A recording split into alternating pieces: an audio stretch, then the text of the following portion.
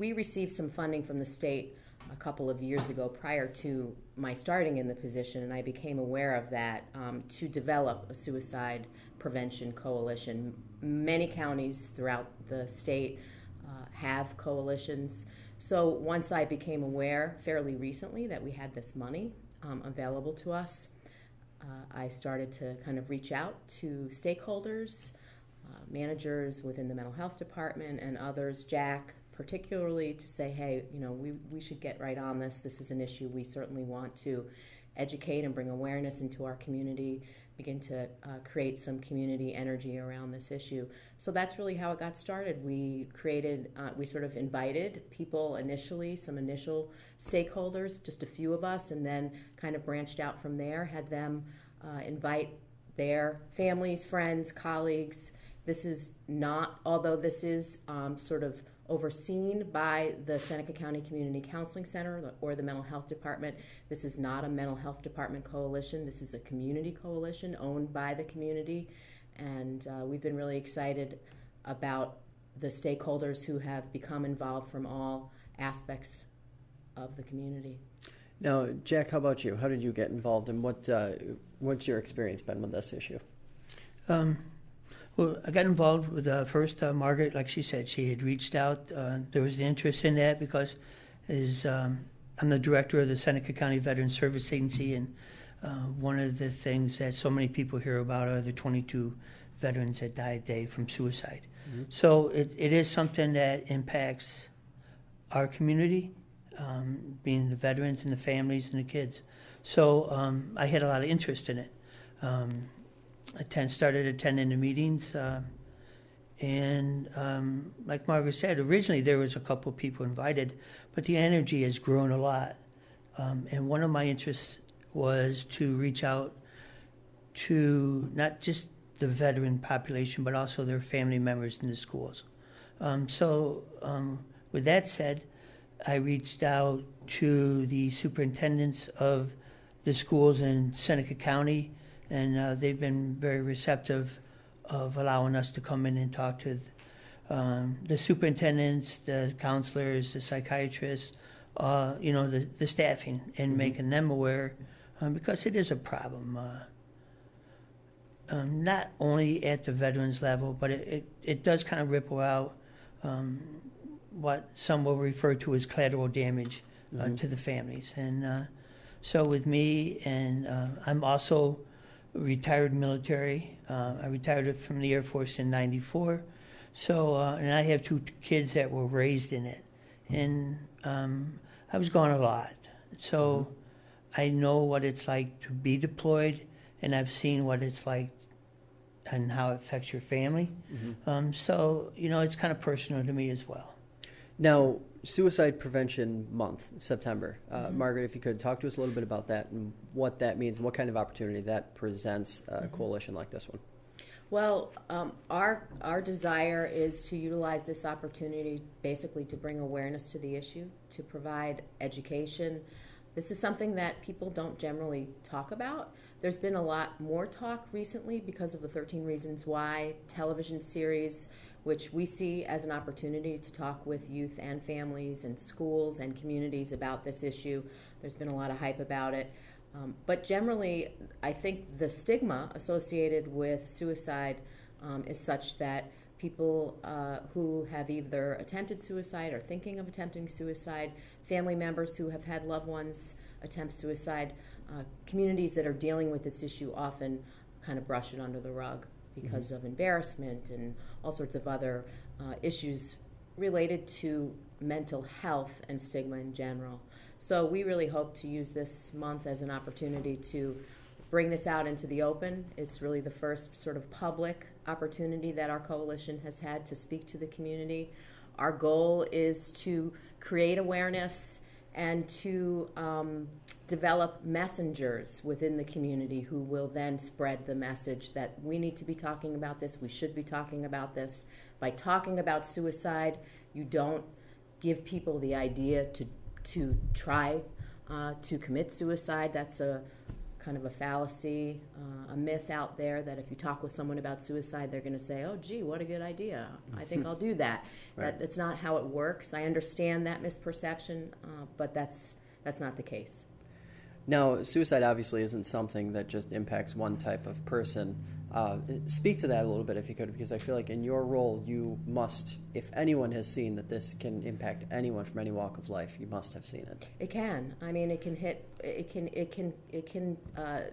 impact anybody. Again, similar to sort of substance abuse. It doesn't discriminate.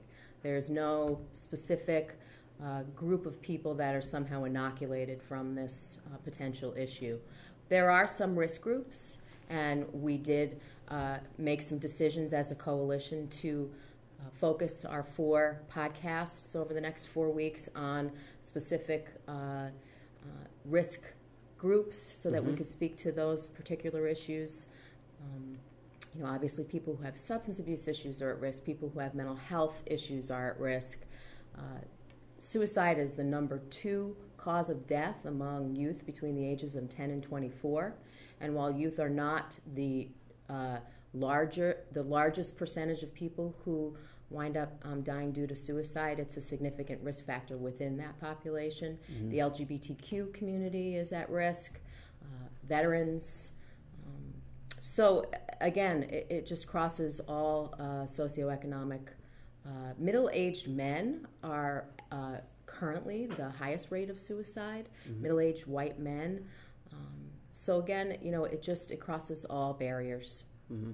Now, you mentioned the substance abuse connection there.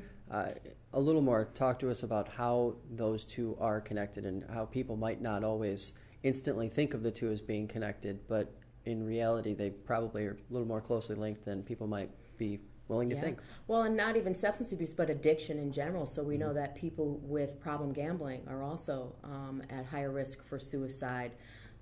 People who are abusing substances are often also experiencing other sorts of mental health symptoms, and whether those symptoms precede the substance abuse or then become part of the experience of the lifestyle or the losses that people experience as a result of the substance use itself. People can become very, very depressed, hopeless, and those things can be very, very connected. Now, obviously, veterans are one of those groups that is really hard hit by this type of issue. Talk to us a little bit about the types of challenges that veterans face that can sometimes lead them down this path. Well, what we're seeing a lot today is the veterans really after, in today's world, multiple deployments. They're coming out of combat zones, coming back here to downtown Waterloo, Seneca Falls, Ovid, whatever. They've come out of a place where they were very well needed. They had a lot to do. They had a lot of responsibilities. They had basically people's lives in their hands. Then they come back here. They're unemployed. They're either unemployed, underemployed, and they're different. They're the average veteran, whether it be a single person, because it's not just the males nowadays. It could be the mother, the father, the grandfather, the grandmother. It's a different world today. They come home and the family expects to just pick up and have it be like it was before you left. It's not. When mom or dad or your brother or sister comes home, they're different. They're different people, and that transition back into civilian life or just the everyday life is the struggle, the transitioning. So a lot of them have a lot of problems coping with that, and we see a lot of veterans in our office of all eras, and I think one thing that I hear from them is they need to want to talk. And from a personal experience, it's very hard for a veteran that's been in contact to talk with somebody that works at an industry. It's almost to the feeling where if you haven't been there, I can't talk to you. You can't relate to it. I refer to it as the Brady Bunch syndrome. The world that a veteran, combat veteran especially, lives in is not the normal thing that you see on TV. There's nothing like it. So there's that, and then there's the stigma that I'm a tough guy. I was a Marine. I was in the Air Force. I was in the Navy. Whatever. I've been taught to fight and defend my world. I can get through this, but they can't get through it if they don't have just somebody to listen, just somebody to talk to. Sometimes just let them talk, because if they hear it, I think they can deal with it. Don't stigmatize them. Don't label them. Just listen. And sometimes that at least opens the door. It starts the conversation. And along with that, people need to understand that affects the family. A lot of divorces, a lot of different types of abuse. We've all heard about the opiates that have been given out for the pain management. Some vets don't want that because they feel they're in a fog. Well, unfortunately, some of them will turn to the streets, and then they feel out of control, and they've either disgraced themselves or their family or their cause. So, they turn to suicide in many cases. Now, what would be one of the things that could make this entire problem on the vet side easier to cope with? Is it just having more of a network, more people to talk to? Would that be one of the methods, or what would you kind of cherry pick as something that could really help? For our area, especially Seneca County, I think one of the biggest problems is that Seneca County is very isolated as far as I'm concerned. We're too far from Syracuse. We're kind of too far from Rochester or Canandaigua. People come to the tip of Ontario County, they come to the Cayuga County, and then there's Seneca County. And if you're in the South End, God help you, you're forgotten. Right. So I think what could help the veterans, the population, people understand, is to bring more resources to our area. We've kind of started doing that last year. We had veterans, they refer to as a stand down. It goes back to the old thinking that we'll bring the veterans to one local spot and we'll bring all the resources to them. This is what's available. We're doing another one this year, Veterans Day, November 11th at Waterloo VFW. We invite all of Seneca County. It's a great event. It gets them in front of counselors. It allows them to hear about the telehealth programs, which is a way of reaching, especially the folks in the South End, by technology. The South End, we have a lot of younger folks, so they're more into the technology, the media. So it would be great for them. So that's one thing. Another thing would be good. Maybe counselors, groups. I know in some of the larger areas they do groups. Everybody wants to have a group and be part of a group. But again, from personal experience, if you haven't experienced something, it's hard for you to share an experience. And then there's the trust issues. So I think if we can put veterans and family members, do groups, but do the right groups, and listen to the veterans and their families. Now, Margaret, obviously he just mentioned the services, the resources. You have to, as the Director of Community Services, you have to be the advocate for this at all levels. You have to be advocate to the state, private groups trying to do the right thing. How do you see this improving over the next several years, as you obviously have to continue fighting for more treatment, substance abuse, more services, resources?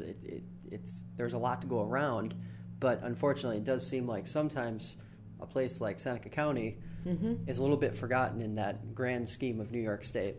It's true, and one of the things that's been interesting for me coming in as a new DCS, new Director of Community Services, is to see the way in which data is collected for Seneca County is a real issue. Because we are so small, when you look at statewide reports and you kind of go across to Seneca County, you'll often see little X's in our boxes for statistical collection because our numbers are so small we don't even reach the threshold for counting. Mm-hmm. So and I think that so then we miss out on funding opportunities and it seems as though we don't have an issue, but that's not the case. We certainly have an issue. In 2016, we had 6 documented suicides in Seneca County, but the documentation of suicides is all, again, similarly to the opioid overdose issue. Mm-hmm. It's problematic. If the coroner or the birth certificate, the death certificate, doesn't indicate suicide, which often it won't, even if it was, for a variety of reasons, mm-hmm. It doesn't count as a suicide. But we did have 6 documented, and already in 2017 we've had 8 in Seneca County. So for a county of our size, that's quite shocking mm-hmm. from my perspective. We're not through 2017, so we've already exceeded the entire year of 2016. So in terms of that's a real problem. So one of our goals in our state, in our county comprehensive plan for the mental health department really is about data mm-hmm. collection and finding ways to develop systems to collect accurate data on what is really going on in our county so that we can kind of be on the map and get in the game in terms of getting access to funding. We were not included in the some of the more recent larger grants that came from the state for opioid and heroin treatment, and that has a lot to do with, I believe, the way in which we're collecting our data and reporting it. So we really hope to work on that. It's interesting with the veterans because. And Jack and I have talked a little bit about how can we've just discussed briefly, like, can we do some joint groups for vets? Veterans get insurance through the VA, through usually TRICARE or some other, and often that's not accepted by practitioners. So that becomes another issue for vets if they don't want to go to the VA for their services, which sometimes, and correct me if I'm wrong, Jack, in my experience, because I have worked with vets, they don't want to go to the VA for their services around these sorts of issues. They don't want to get a diagnosis of PTSD. They don't want to report these more stigmatized issues out of fear of, particularly if they're still active, what that may mean for them. Yeah, a lot of them don't want to get labeled because it will affect their jobs. Right. A lot of them, in New York State with the SAFE Act, I guess, don't want to get labeled with depression or PTSD or anxiety or anger issues because hunting season's coming. Mm-hmm. There's all sorts of reasons right. That they fear. So they kind of they stand back and deal with it in their own way, and sometimes that own way is not acceptable. Other times it's withdraw, and sometimes they'll go into a room and just hibernate. Mm-hmm. So, it's all part of that transitioning. Now, as we wrap up here, destigmatizing, because that mm-hmm. seems to be the big sticking point, and kind of it seems like the first step, right? Mm-hmm. What is that first step, and how do we move towards destigmatizing all of these mental health issues and mm-hmm. getting to a place where it's easier to discuss and talk about them mm-hmm. openly and not be afraid that you're going to lose your job or that you might not be able to hunt next fall or, whatever the case may be? I think it's all about education and bringing it into the light, awareness. Let's talk about these issues. I mean, you can go back in history and look at a lot of things that people didn't talk about for a long time. As long as we don't talk about things, the stigma will remain. But people need to have accurate information. Mm-hmm. So, if you share with someone that you have depression, they're not going to come take your guns. They need to understand that that's not how it works. And right. So people need to get really accurate information about what is the SAFE Act, what does that mean for me, Are my guns really at risk if I report that I'm suffering with some depression or other mental health issue? And the answer is no. But so really just kind of getting out there and educating people, making sure they have very accurate information, making sure they understand what the resources are. Also, I think educating people about the fact that there are treatments, successful treatments for suicide, for the illnesses that lead to suicide. Medications, counseling, group therapy, variety of methods to help people address these concerns very successfully.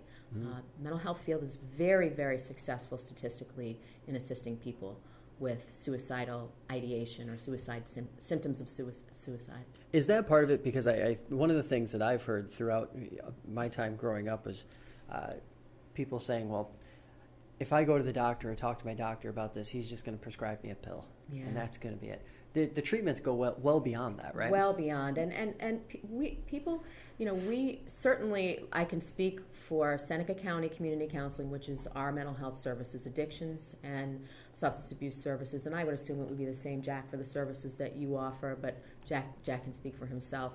We are all about what we call client-driven services. So clients get to decide about their treatments.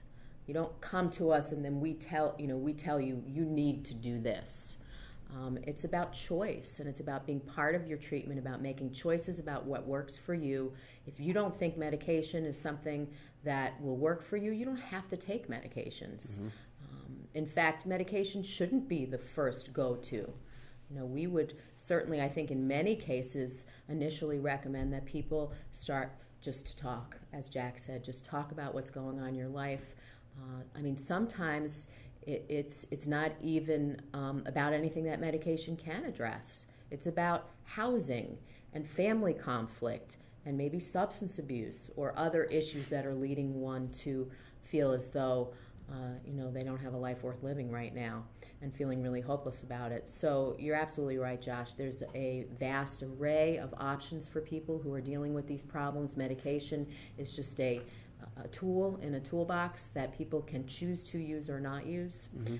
One of the other things I want to say is I don't know that Seneca County Community Counseling has a large presence, or that people really even know that we exist. And I think that seems to me to maybe historically be an issue, and one of the things that I hope we can do via this coalition as well as other efforts is really get the word out there that these services are available. I don't know that the community necessarily always realizes that the county offers substance abuse services. They sometimes often think of many of the other not-for-profit providers, but this is a service that your taxpayer dollars is supporting, your community is supporting you to receive right here at home. So, we hope to bring awareness to that as well. Now, last question for both of you. One thing that every single person, anyone who might be watching this, anybody who might be listening, no matter their involvement in any sort of coalition or anything like that, what is one thing anyone can do to help this become less of a problem? I would say probably the biggest things, this right here is probably a great start, because it does, like Margaret said, it gets the word out there. It does show that there's other opportunities, other choices. But I guess I think I would say get involved and listen. Yeah. Margaret? I agree. Get involved and listen, and don't ignore. If you have a concern that someone in your life may be at risk, go right to them and ask them. Don't be afraid to ask someone if they are feeling as though they may want to hurt themselves, and don't keep that a secret either. Well, I want to thank both of you for coming in. Of course, we'll be having more of these throughout the entire month. Thank you for your time. Thank you. Josh. That's going to do it for us today. We'll be back next week with part 2 of the Inside the FLX Suicide Prevention Series. In the meantime, see how you can make a change by getting involved in your own community. Thanks for listening, and we'll see you next time.